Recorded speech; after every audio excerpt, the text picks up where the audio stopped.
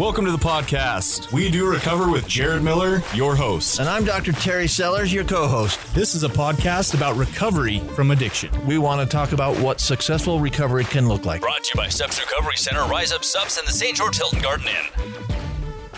Good morning. Actually, it's afternoon. We are rocking and rolling. Today is December 15th. We are 10 days away. 10 days away from Christmas. I'm excited for that. This is going to be... You're not living in like the Twilight Zone. This is going to be a recap, a part 2 of the book 12 Stupid Things That Mess Up Recovery with Alan Berger. Do you remember that one 2 episodes ago, 138? Well, I'm getting old, but I can remember that. 1 episode back for me, actually. It's 2 episodes for you, but only 1 episode ago for me. Beautiful. So those of you that are listening to this, you know that the doc's in the house. We got our co-host Terry Sellers here. We also have a special guest, Taz Decker. Welcome, Taz. Thank you. I feel special. Yeah, we got a guest. We got a guest of honor, baby. That's I right. love guests of honor. So Taz was on about 3 years ago. His episode is episode 8, Football, Drugs, and Redemption. That's right. Wow. That's a blast from the past. I didn't remember that. Yeah. Yeah. So if you're wanting to get to know Taz a little bit better, he's an amazing human being. He's a great individual. He shares his story of recovery on episode 8 that we recorded 3 years ago. I tried listening to it. I just want to apologize ahead of time. If you go back and listen, I am pretty anxious in it. Pretty revved up. I think I had like too much pre-workout that day before I came in to record. But yeah, today should be pretty sweet. He's going to come in and talk to us about 12 stupid things that mess up recovery. Before we get to that, though, I know we usually typically do our sponsorship mentions and new and goods.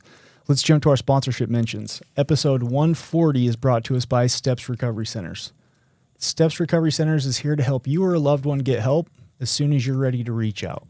Reach out to them by giving them a call at 801-800-8142 or go directly to their website and chat with somebody at stepsrc.com. That's stepsrc.com. We appreciate them sponsoring this podcast. Episode 140 is also brought to us by Rise Up Supplements. Rise Up Supplements is a nootropic line aimed at optimizing brain function and supporting mental health. They have 2 powerful blends. Mindful Mood helps increase focus and optimize brain function. It's the gas pedal to get up and get going.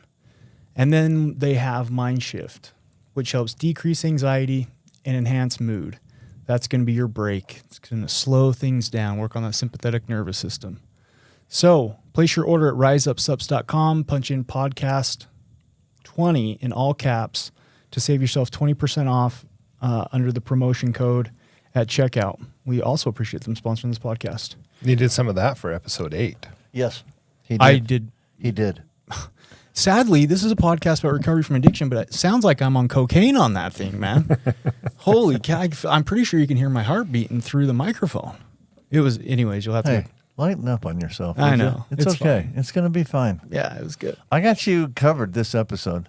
I got the opposite of episode 8. I'm barely awake today. So we'll see what happens here. You may have to shake me every once in a while to make sure I'm still here. Make sure you're still conscious. Yeah. Well, hopefully we get some good stuff from you. There's a lot of good content to cover today. There's some stuff. We got stuff. We can talk about stuff. That's never an issue for us. I know we got a lot to get through. So last time, just to kind of recap, we made it to stupid thing number 1, believing addiction to one substance is the only problem. We made it to number 2, believing sobriety will fix everything. Number 4, being selectively honest. Number 5, feeling special and unique. Mm-hmm. So we're going to dive into some other topics besides those. If you want to listen to those, go back to episode 138. We got the man, the myth, the legend, Taz Decker here with us to help us break some of this stuff down. Before we get to all that, though, I got to put that on the back burner, right? Okay. Listen to the full episode to get to that good content. Okay. In the spirit of Christmas, I feel like... We wish you a Merry Christmas. Okay, sorry. I thought you were going to do the whole song. I'm not going to do the whole song. That's a great voice. In the spirit of Christmas, I got some gifts for you guys. Let's start with Taz. Taz, What? I'm going to pass over this. What? This guy right here. Merry Christmas, you filthy animal. Thank you. It's all about timing when you come on and agree to come on the podcast, right? Do you want me to open it? Yeah, Here, go can ahead. I open it? Go ahead. For the sake of time, we'll also dish out these other 2.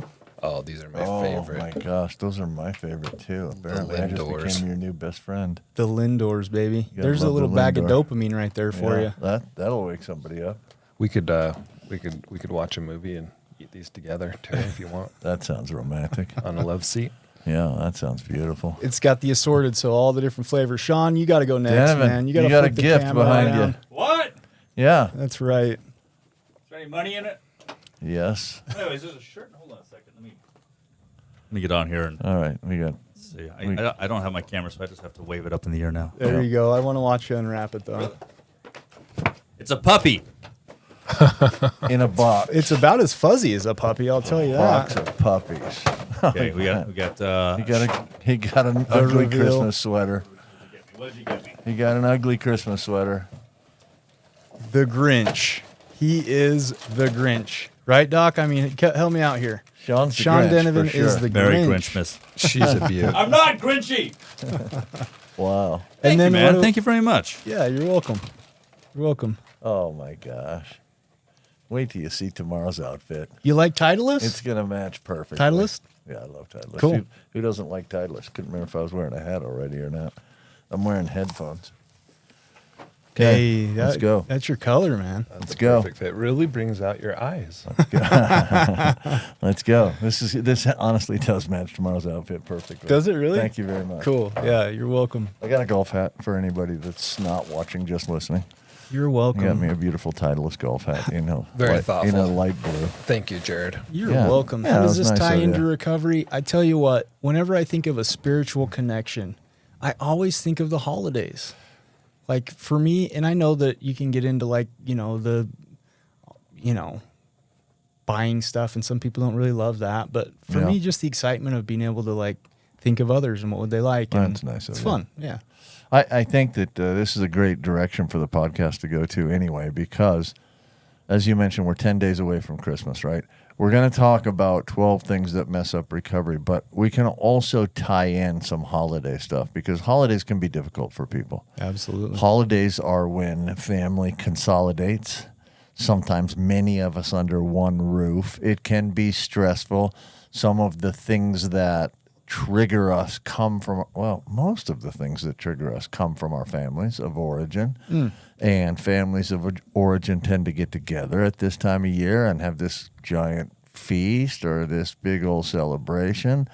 And many times there's some things involved, substances involved that we got to pay attention to. So as we go through today, like I've been thinking of this on the drive down, but as we go through today and talk about things that mess up recovery, keep in mind that we're going to encounter some of these things during the Christmas holiday. For Well sure. said. Well said. I think it's a time of reflection for sure. As we kind of review the year, and when I gracefully denied the invitation for dinner when I saw you guys 2 weeks ago, we had a plan, my wife and I, an intentional plan for that dinner. To one of them was to review 2023 and talk about what we want 2024 to look like. Yeah, that's awesome, man. As a couple and a family, and what some of our goals and things that had transpired or we'd accomplished, or in this year of 2023, and so I think this time of year is a one for reflection as well, and so many opportunities to look for things to be grateful for. And this time of year can be very difficult for a lot of people. Absolutely. Yeah, well said. Well, I think that's well said too. Yeah, listen, I love that. First of all, I could sense there was something up there. Like there was a reason you didn't want to hang out with us, and it wasn't personal. We didn't take that personally, but obviously something was up when we invited you to dinner and you said no. But I guess the point is, let's look at that example. Let's be intentional in our lives, and let's talk about the things that we want to accomplish and work in that direction. And too often we just get caught up in the day-to-day grind and we forget to set intentions. We just wing it and go. And guess where we wind up? The same place that we started. And so fall into those same patterns of thinking and behaving and Yeah. all that. It's good stuff, man. let's talk about some things that'll mess up recovery. You ready to dive into it? Yeah, let's go. Okay. All right. Usually I like to drag this out for the next 45 minutes, but let's get started here. Okay. You know me. I'm gonna ask Taz to read Okay. through the 12 things. Taz can't read. Pass that Did you know book Taz over can't here. read? He went to the University of Utah. Again, this is 12 Stupid Things That Mess Up Recovery by author Alan Berger. Should have brought my specs. Number 1, believing addiction. I really do need my glasses, I think. You want me to read? I got glasses. I got it. Okay. Believing addiction to one substance is the only problem. Number 2, believing sobriety will fix everything. Number 3, pursuing recovery with less energy than pursuing addiction. Number 4, being selectively honest. Number 5, feeling special and unique. Number 6, not making amends. Number 7, using the program to try to become perfect. Number 8, confusing self-concern with selfishness. Number 9, playing futile self-improvement games. Number 10, not getting help for relationship troubles. Number 11, believing that life should be easy. And number 12, using the program to handle everything. Beautiful. Thank you. Thank you. So we already kind of recapped that we have hit 1, we hit 2, we hit 4, we hit 5. Where do you want to go from there? Any of them jump out at you guys? Taz, you're our guest. Do you want to pick one? Did you guys talk about being selectively honest? Yeah, we hit that one pretty hard last time. Great. You ask him to pick one and he picks one. And That's a top one for sure. we did. Recovery will fix everything. I love it. That's one of the ones I actually have highlighted on my sheet that I wanted to talk to too. Believing that recovery will fix everything.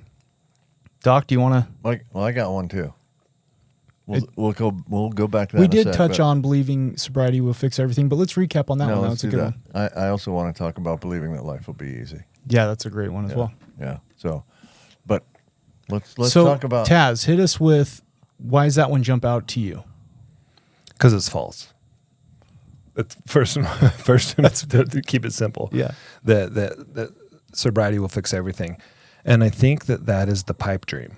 I think that's ultimately what we approach recovery with, is hoping that it will solve all of our problems and fix everything, that we won't have to continue to struggle, life won't continue to happen. That we can, get some basic tools and things in place that will solve all of our problems moving forward, and we won't have to continue to trudge, and won't have to continue to work at it as hard, because it can be exhausting. It can catch up with you. It can be like, for me personally, I know many times I've gotten to a place where it's like, man, I'm doing all the things. Mm-hmm. I'm doing all the things, and I think. Like I should be, so I should on myself. I should be happier. I should have more peace. I should have more energy. I should have more excitement. I should have less depression. I should, and you go down the list of like, man, it should fix it all.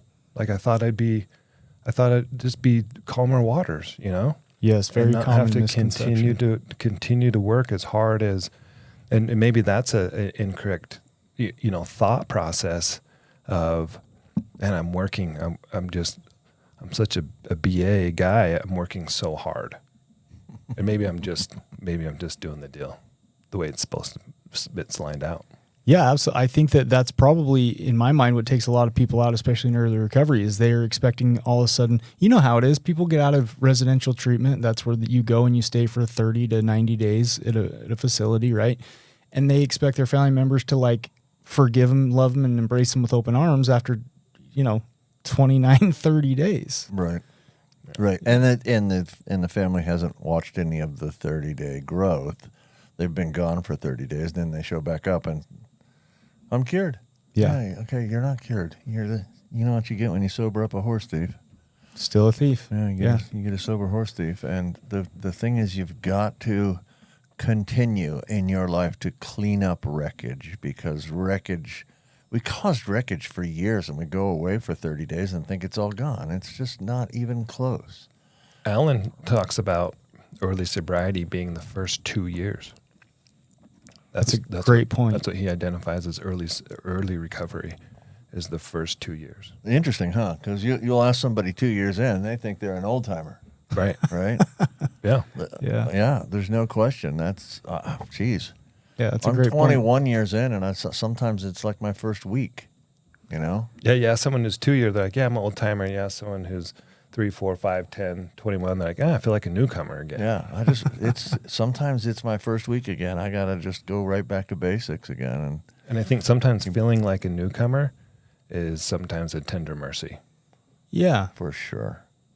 And feeling like a newcomer and seeing and dealing with newcomers, both those things can be tender mercies for me.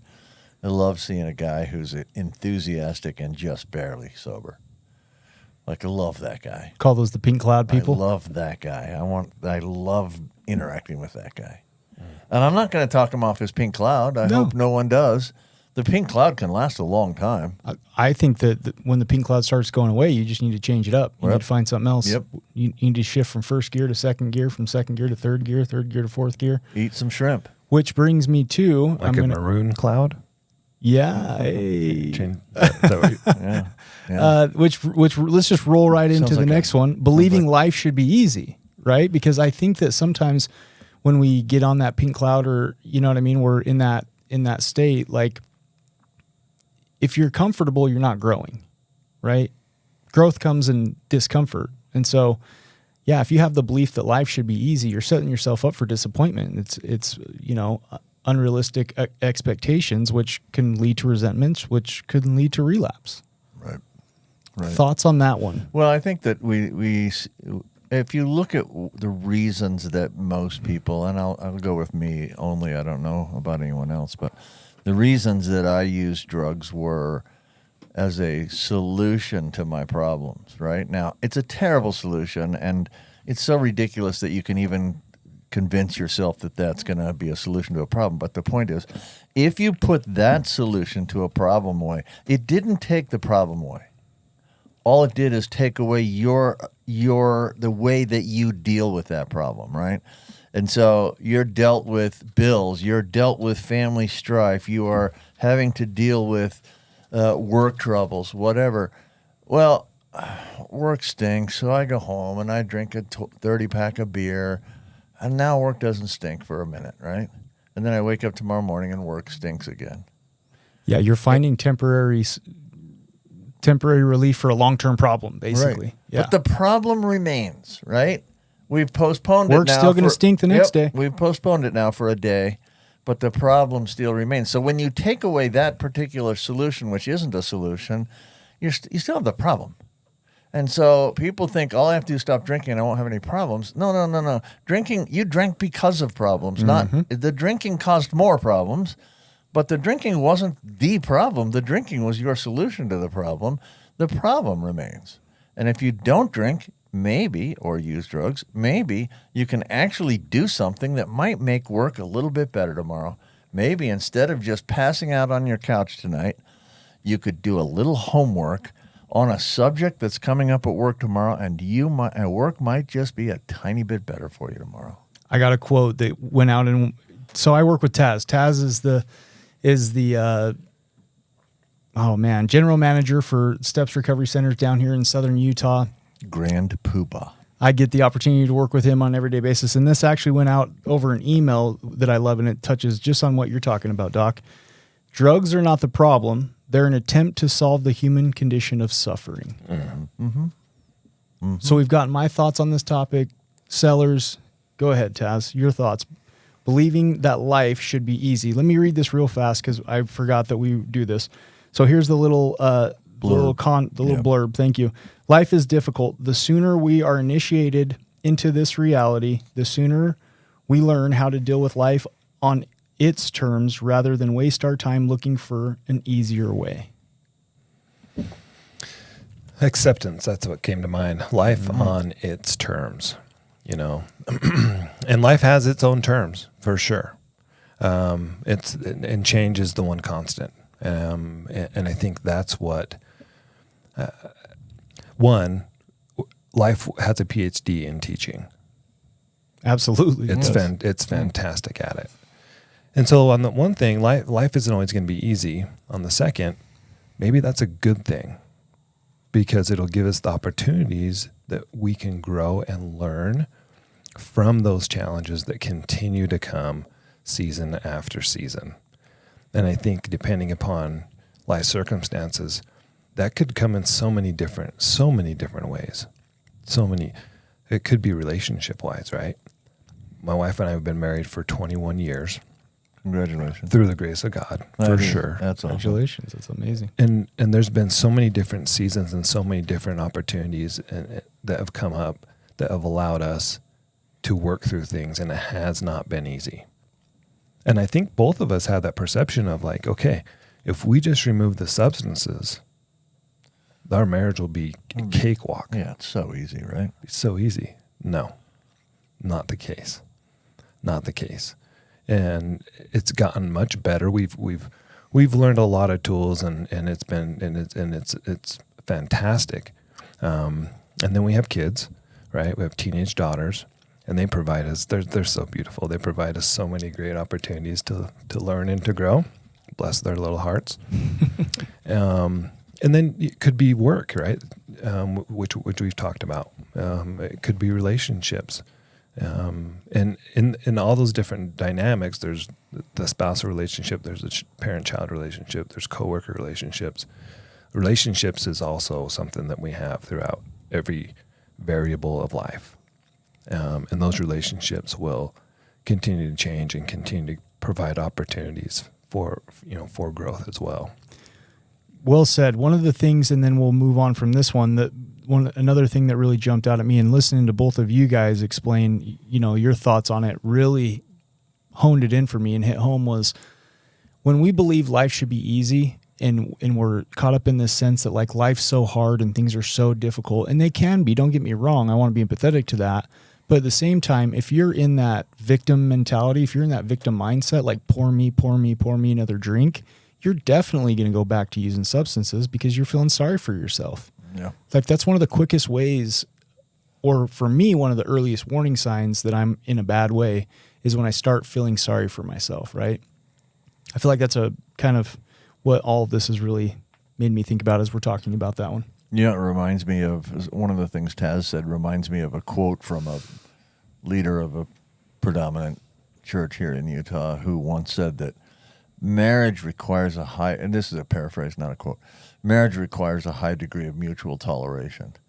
And then goes on to talk about this train ride where it's mostly just this long, boring train ride, and every once in a while the train comes out of a tunnel and we see this magnificent view and it's lovely, and then it's another 100 miles of prairie, and that is life. Life is not promised to be fun. That was never a promise.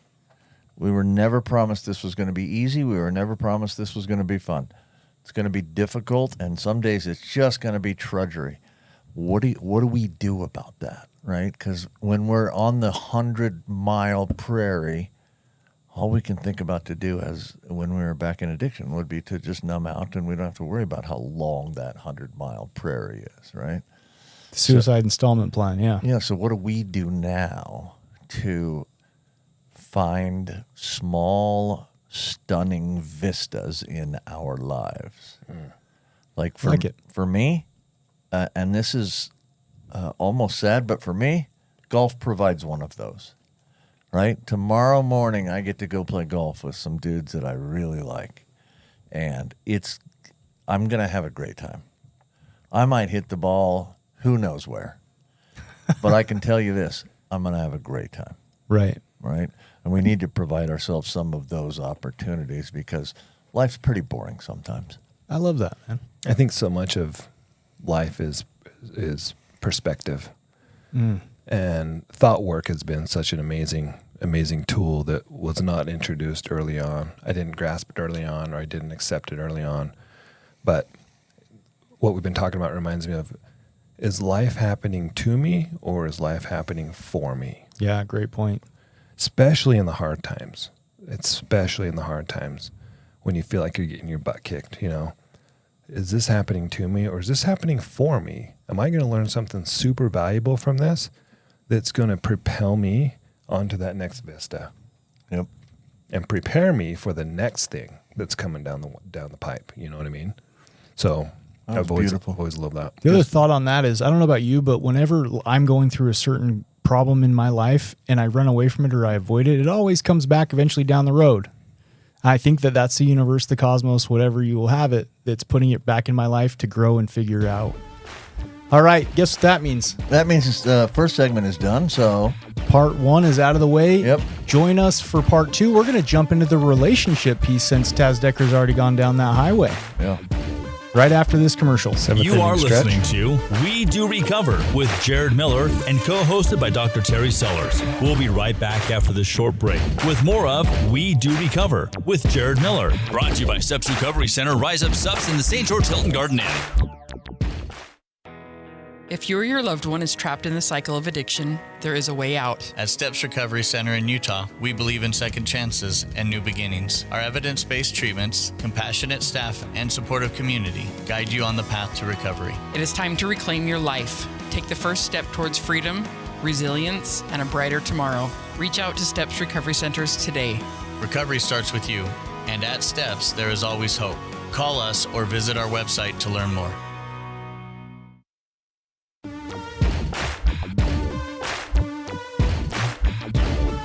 We welcome you back to We Do Recover with Jared Miller, co-hosted by Dr. Terry Sellers. Brought to you by Steps Recovery Center, Rise Up Subs in the St. George Hilton Garden Inn. And now with part 2 of our podcast, Jared Miller and Dr. Terry Sellers. All right, welcome back, everybody. This is episode number... What episode did we decide this was? 140, baby. 140? 140 Holy mackerel. these We've done things. 140 episodes. That's amazing. 2 of them were good. I'm 40. Yeah. The one that Taz Decker was on, Yeah, that was a episode good 8. one. That was a good one. 'cause What are you Taz was about? talking most You of the time. spent the whole time criticizing how terrible you were during that episode. Come on. All right, we're going to bring a little energy into this second segment for sure, because it was mentioned at the break by someone that we were a tiny bit flat in the first part, and that's an absolute criticism that I can take for sure. So we're going to pump it up a little bit. But before we do, part 2 is sponsored by the Hilton Garden Inn. If you happen to be traveling through southern Utah, give them a Google search, type in Hilton Garden Inn. That's a place to go. I'm telling you, they'll take really good care of you. The Hilton Garden Inn has great amenities. Their restaurant's fantastic. Their people, the employees are really, really, really helpful. I've had people go above and beyond for me with all kinds of weird requests that I have when I forget to bring shaving cream. Or You're that guy. You're like that Yes. celebrity that wants a That's certain me. type of like No, I'm not quite like that guy. fabric in Nope. his sheets, Nope, and don't you got need- don't you need want that. the doves, the towels folded into doves on your Oh, bed. I want a and- swan on my bed for sure. Yeah, the no. whole fridge has to be stocked with Dr. Pepper. Yes. Okay, he's that guy. Yes. Face He's that guy. cream. I'm nothing like that, but they are very accommodating. Yeah, they're So amazing. give them a shot at your business. Again, rooms. This is the thing that's really been impressing me. I've stayed in a number of hotels recently, and the size of the rooms at the Hilton Garden Inn is just big. There's just plenty of room in there, and it's really cool. So anyway, Hilton Garden Inn, St. George, Utah. Give them a shot at your business. Absolutely, we love those guys. All right. Well, speaking of some energy, let's bring a little energy to our next topic. We're going to pick another one. We kind of talked quite a bit about life, supposing life is supposed to be easy, which it is not. And what was the first one we did? I can't even remember that far back now. What did we talk about first? Believing sobriety will yeah. fix everything. Yep. We kind of retouched on that one. Yep. But we're going to move on, and we're gonna go to one that Jared has picked out for us. So tell us about that one. I feel like we're naturally kind of sliding into this topic, so let's get it. Stupid thing number 10, not getting help for relationship troubles. Here's a little blurb. Dysfunctional relationships are one of the top 3 causes of relapse. Your guys' thoughts? Okay. My thought No originally question. was, heck yeah. When they say top Yeah. 3, like number 1. I would say. Number It's a 1 huge or downfall. yeah, I mean it's what are the top 3? Money, financial stuff, relationships. Resentments, maybe. Yeah. Yeah, But resentment's about relationships. Great point. Right? I stand corrected. So yeah, no, but so really money and relationships are probably the two biggest things. And so if we have been talking about relationships, and one of the things that I think we can frequently do is we get into recovery, we're working a program, we have a sponsor who's, say, had a successful marriage. Our sponsor's been successfully married for 25 years or something like that. We assume our sponsor now is a relationship counselor. He is not. Right. The sponsor's role is to take you through the 12 steps. That's it. An accountability partner. That's it. Teach you the... You want a guy to teach you about the 12 steps? That's a Talk sponsor. to your sponsor.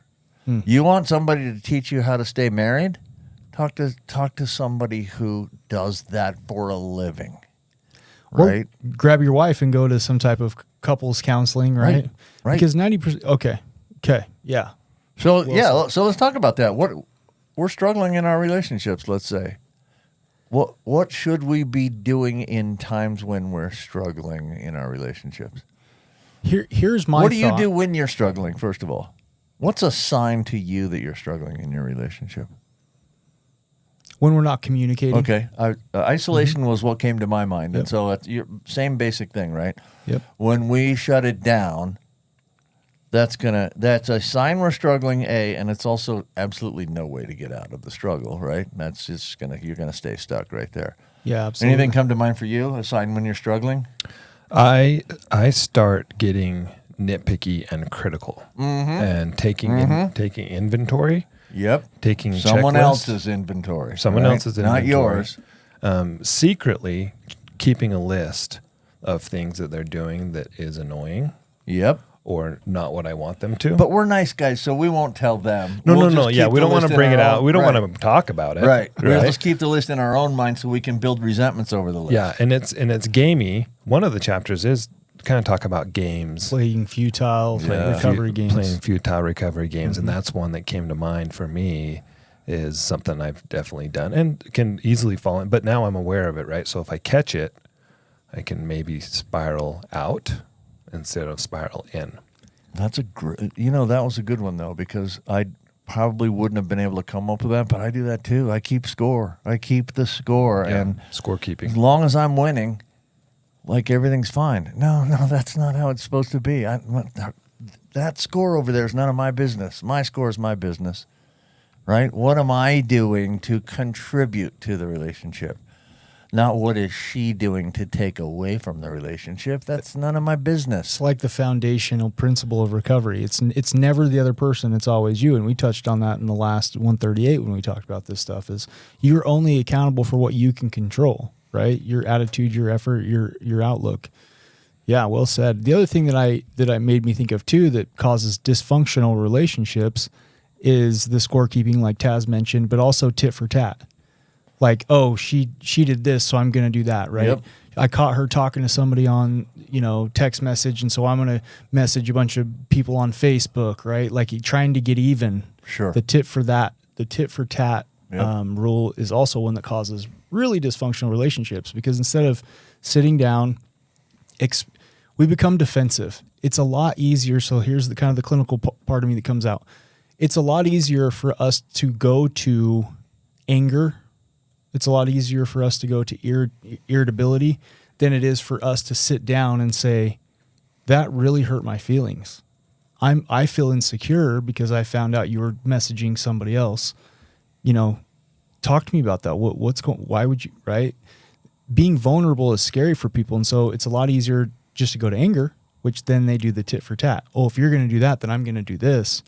In the meantime, we're just both digging holes. Well, we combine them too, right? We go, so tit for tat is just another form of keeping score, right? Yeah. But we combine them both. We do the two things that you said you do. One is start keeping score, tit for tat, whatever all that is. And then your wife's mad at you and she says, what's wrong? And your reply is, here's my form of shutting down isolation. Okay. I don't want to talk about it. Stonewall. So I don't want to Stonewall, yeah. In the scorekeeping, I'll create stories along the way, right? Narratives, right? So example of scorekeeping, love languages, okay? Well, we know our love languages in our marriage, right? Yeah. And I'll keep score of how many times she's checking the box of my love language, but I'm not checking my own boxes of seeing if I'm reciprocating, right? And so I'll create a story. And one helpful thing that I've learned to do most of the time is, hey, sweetie, I have a story I want to run past you. Can I do that? I love it. It seems like you are reaching out and getting your needs fulfilled through other means versus me fulfilling those needs for you. Can I check that story with you? Yeah, share the narrative. Share the narrative. Share the narrative that you got between your ears and check for truth or for fantasy, right? Is it reality or is it fantasy? Yeah. Yeah, great point. It's hard for us egotistical men to do that. It's very hard. Yeah, that's a difficult thing to do.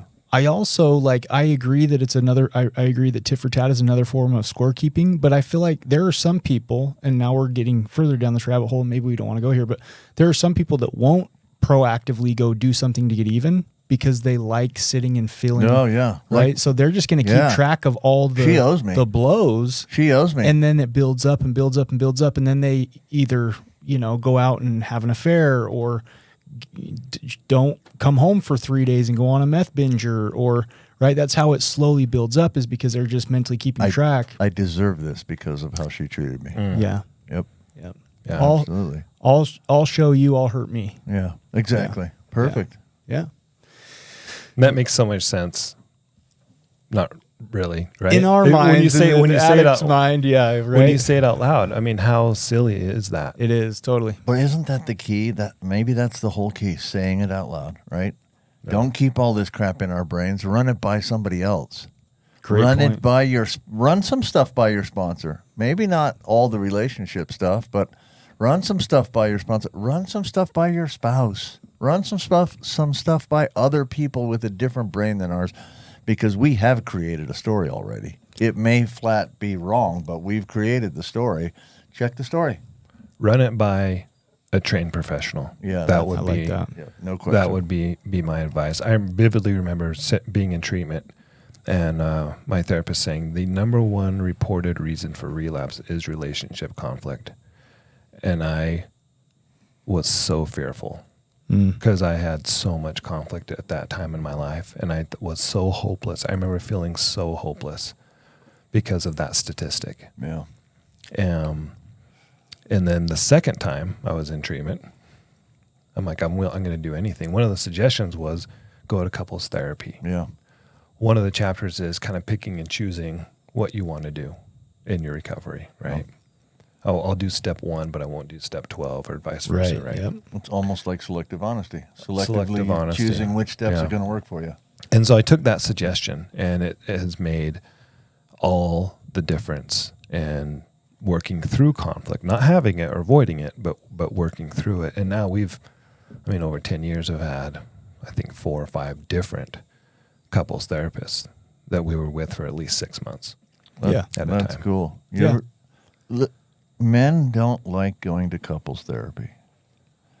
That's a terrible generalization, but it might be. No, I think it's sort of true. I bet it's statistically true for sure. I hate generalizations, but that's because we view that what's going to happen in couples therapy is we're going to go in, our wives are going to tattle on us, and the therapist is going to take their point of view, and then we're going to get attacked by 2 people instead of 1 person. That's a common perception of what couples therapy is about, and it's so far from the reality of couples therapy that it's laughable. Well said. I also feel like, back to what Taz was saying about this too, is going to a qualified individual is key, because if you go to your family or friends, they're going to have a bias.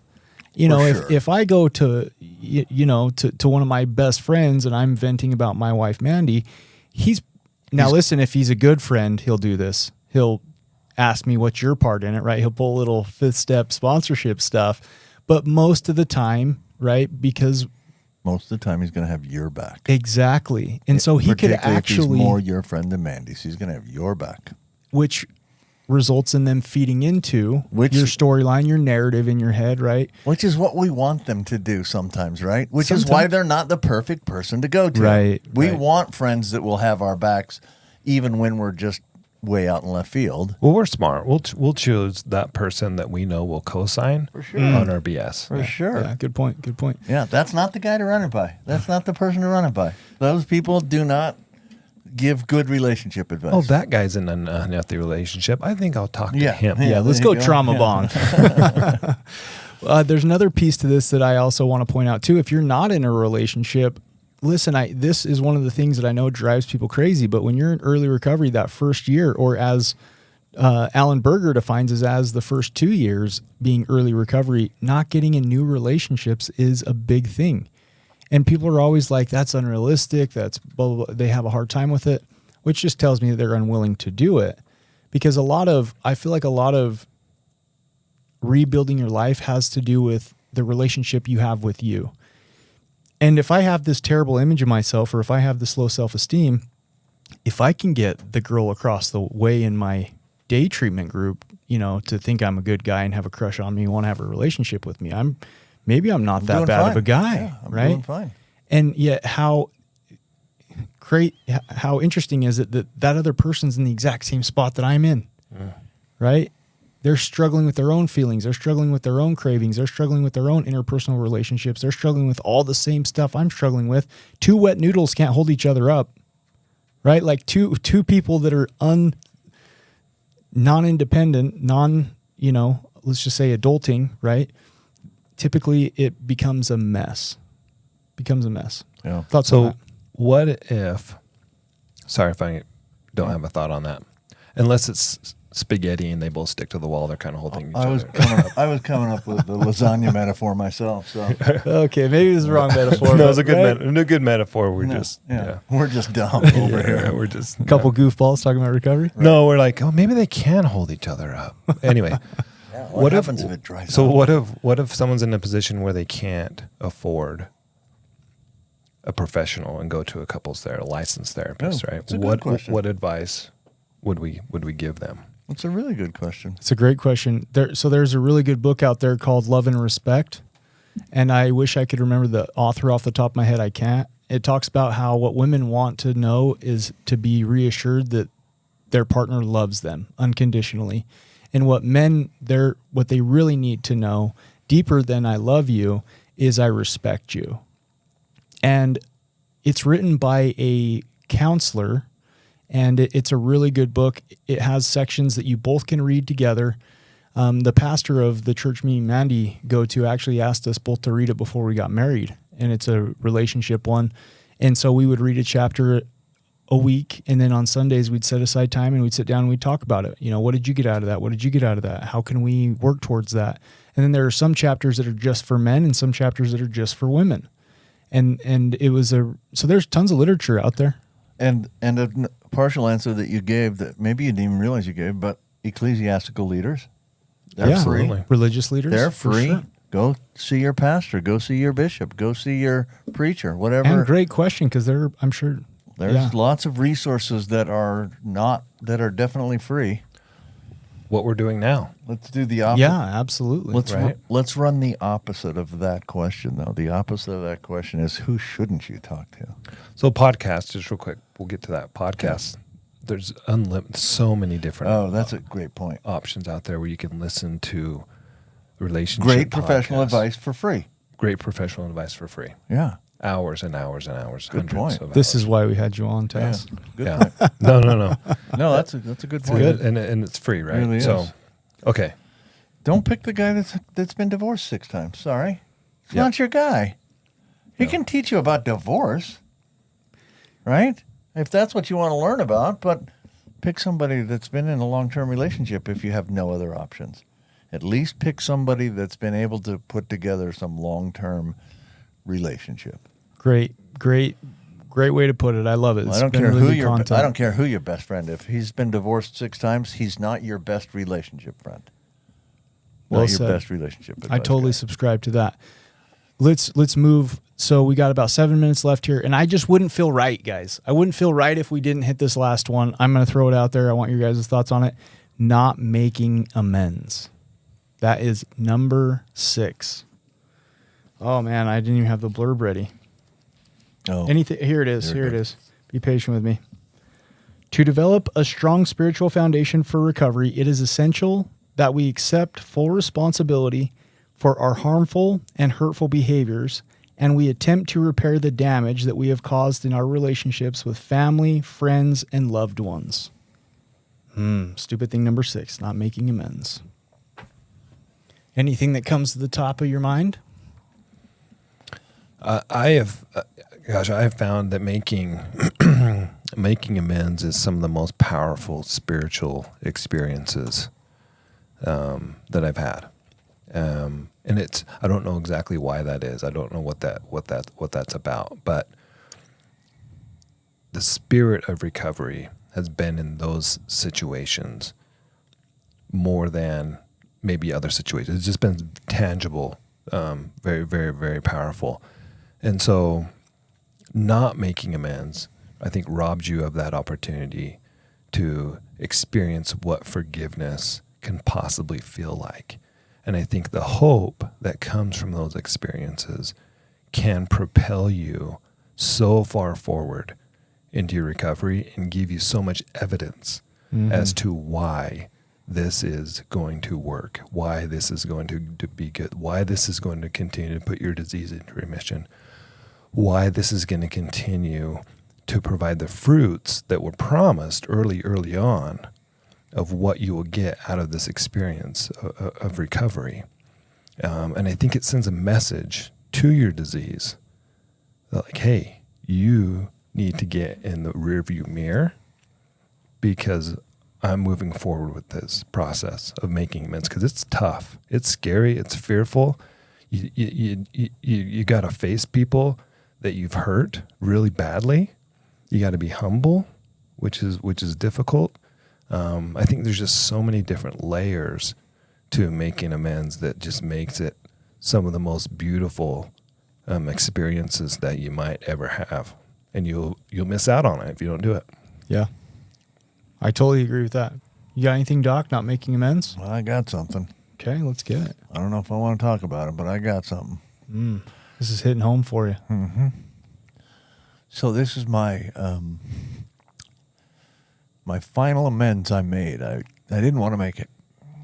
I had operated on a vibrant young 70-year-old lady who they had been the head of the BYU Jerusalem Center, and she was a concert pianist, and just this, I mean, really a very, very vibrant 70-year-old lady, very talented, spoke several languages, and I was for sure not using drugs at the day of the surgery. But the following day, it was a really difficult, complex procedure that I won't even describe here, but the following day, when the mesh that I had put inside of her sewed into her hypogastric artery, and she bled out, and she didn't die initially from that, but she was blind because she didn't get enough blood flow to her brain for a long time, and she was left in a wheelchair and just almost incapable of doing many of the life things that she had been capable of doing the week before. She ultimately passed away, not necessarily from this, but a few years later she passed away. Well, I say I wasn't using drugs the day of the surgery. The day after, when she coded, that Saturday, it was a Saturday morning, I might have been. Yeah. I don't think I responded to that call as quickly as I could have. And I owed somebody an amends for that, and I wasn't going to. I'm not doing that. Right? Well, the husband, after his wife died, he wound up getting remarried. And the new wife called me and said, hey, Howard would like to go to dinner. Howard was the husband that was left behind. And these were amends that were forced upon me. Like, he invited me to dinner. I can't say no, right? And so I wound up making that final amends, and it was difficult. I'm sure. Painful. Still have a lot of regrets over that, but that amends freed me from much of that guilt. I still don't feel great about the whole thing, but that amends saved me from stewing in that for the next 10 years. This was about 10 years ago when this happened. Yeah. And my final amends was forced on me. I don't know if I could have done that. I feel like that's, first of all, thank you for sharing that. Like I could tell, as you shared it, how heartfelt it was and how, genuine. I think that's it though, right? I think that's why it's so important to make amends, is so that you can be at peace with yourself.